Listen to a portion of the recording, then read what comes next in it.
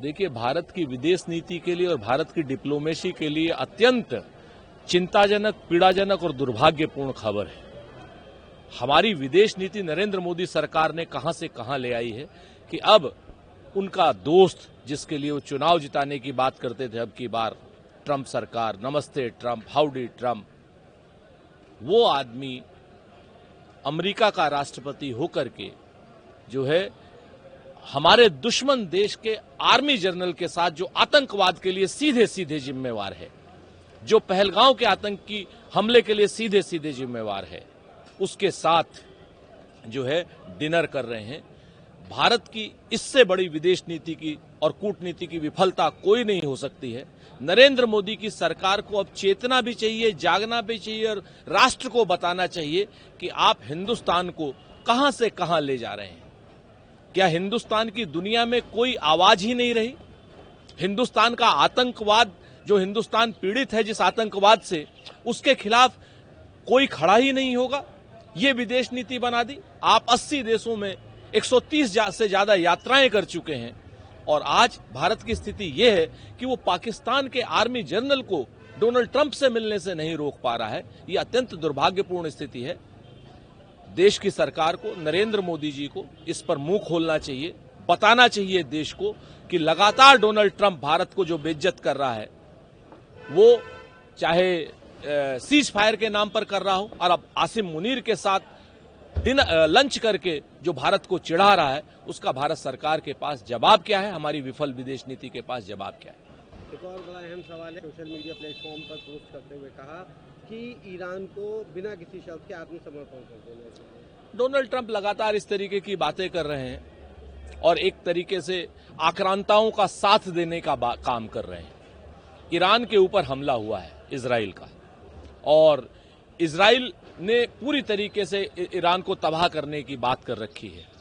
मुझे लगता है कि दोनों पक्षों को संयम जरूर बरतना चाहिए, लेकिन ईरान को अपनी प्रतिरक्षा का अधिकार है और जिस तरीके से डोनाल्ड ट्रंप जो भाषा का इस्तेमाल कर रहे हैं, वो सभ्य समाज में स्वीकार्य नहीं।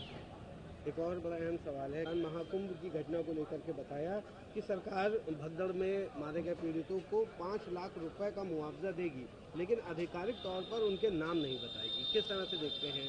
देखिए, महाकुंभ में जो भारतीय जनता पार्टी की सरकार ने महापाप किया है, आंकड़ों को छुपाने का, श्रद्धालुओं की मौतों को छुपाने का, जो लोग वहां पर नहाने गए थे, पुण्य कमाने गए थे, वो सफेद चादर में यानी कफन में लिपट करके आए।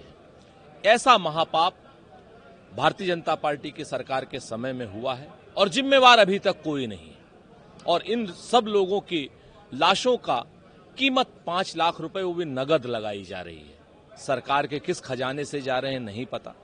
सरकार मृतकों को मृतक मानने को तैयार नहीं है। उनके अगर लास्ट राइट्स होंगे या वो किसी सूरत में उनका कोई बीमा होगा या कहीं उनके मृतक आश्रितों की नौकरी की बात होगी, तो अगर सरकार ये नहीं बताएगी कि वो मारे गए हैं तो उनको वो नहीं मिल पाएगी। इस तरीके का पाप कर रही है भारतीय जनता पार्टी की सरकार। बाज आना चाहिए इनको।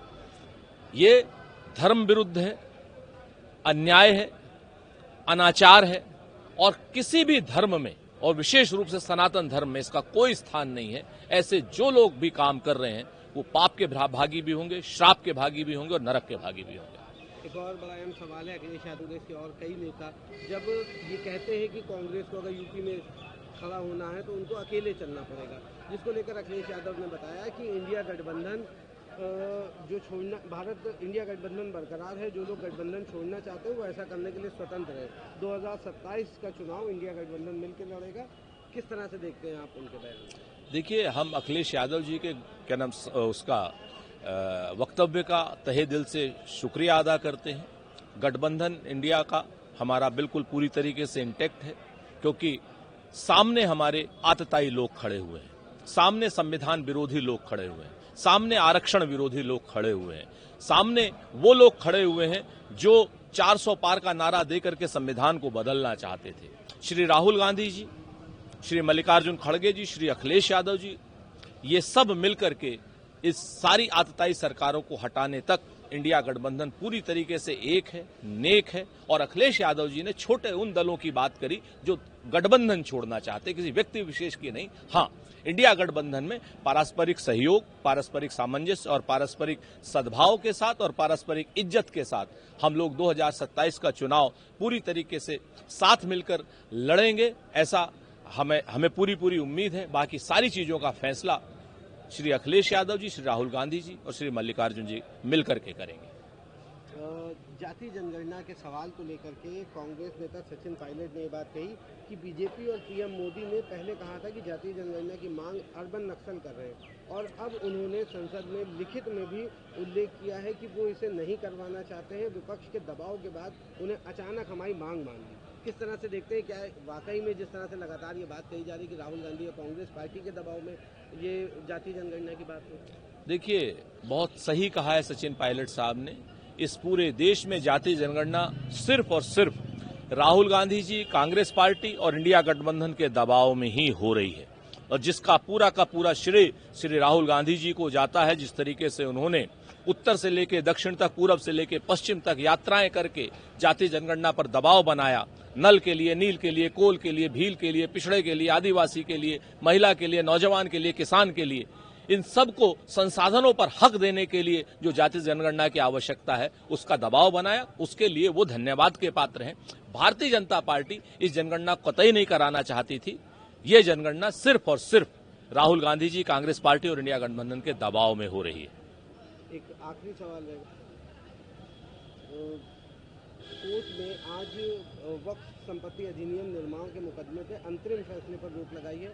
मोहम्मद आजम खान और वीरेंद्र गोयल के मामले पर आज सुनवाई होगी। जो कोर्ट का फैसला होगा सभी लोगों को मंजूर होना चाहिए, और हमें उम्मीद है कोर्ट संविधान सम्मत ही फैसले करते हैं, और जो भी पक्ष अगर उससे असहमत होता है तो हायर कोर्ट में जाता है और सुप्रीम कोर्ट इसका अंतिम फैसला करता है। संविधान और सुप्रीम कोर्ट पर सबको भरोसा है और संविधान सम्मत फैसले ही सुप्रीम कोर्ट करते हैं। हम सब लोग संविधान को मानने वाले, संविधान के रक्षक हैं। सुप्रीम कोर्ट का जो फैसला आएगा उसका स्वागत है।